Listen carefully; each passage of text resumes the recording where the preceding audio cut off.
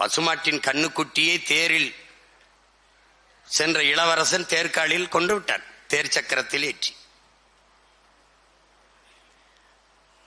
அரண்மனை வாசலில் கட்டியிருக்கிற ஆராய்ச்சி மணி, ஒரு மணி, அதை அந்த பசு வந்து அடிக்கிறது. என்ன என்று விசாரித்தால் தன் கண்ணுக்குட்டியை கொண்டு விட்ட செய்தி. அரசனின் ஒரே மகன் இளவரசன் தேரிலே ஏற்றி கொண்டு விட்டான். தெரிந்தது, செத்தது மாடு, மாட்டின் கண்ணுக்குட்டி தான். ஆனால் அதற்கு நீதி சொல்ல வேண்டும், அதற்கு நீதியை நிலைநாட்ட வேண்டும் என்று அதே தேர்காலில் தன் ஒரே மகனை ஏற்றி கொண்டான் மனுநீதி சோழன் என்று படிக்கிறோம். இதை கதை, தமிழர்கள் கதை விடுகிறார்கள் என்று சொல்வார்கள். ஆனால் என் அரும் தம்பி தங்கைகளே, கதையில் கூட தமிழன் நீதியை நிலைநாட்டினான் என்கிற வரலாற்று உண்மையை நீங்கள், அதில் உணர்த்த வருகிற உண்மையை நீங்கள் புரிந்து கொள்ள வேண்டும்.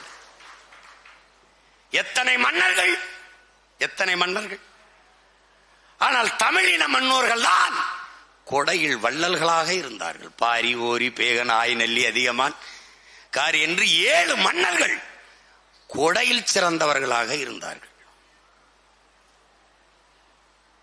எப்படிப்பட்ட பரம்பரையில் வருகிறான் நம் தலைவன் என்பதை பாருங்கள். மாட்டுக்கும் நீதியை நிலைநாட்டுகிறான். கொடையில் வல்லன்.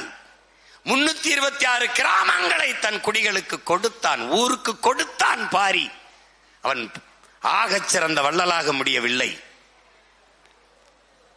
ஊரையே கொடுத்தான், வள்ளலாக முடியவில்லை. ஒரு கொடிக்கு, ஊரையே குடிக்கு கொடுத்தான், வள்ளலாக முடியவில்லை. ஒரு முள்ள கொடிக்கு தேரை கொடுத்தான், தலை சிறந்த வள்ளலானான். ஏன்? பேசும் திறனற்ற உயிருக்கு கொடுத்து விட்டான். அதனால் வள்ளலில் ஆகச் சிறந்தவன். அந்த பரம்பரையில்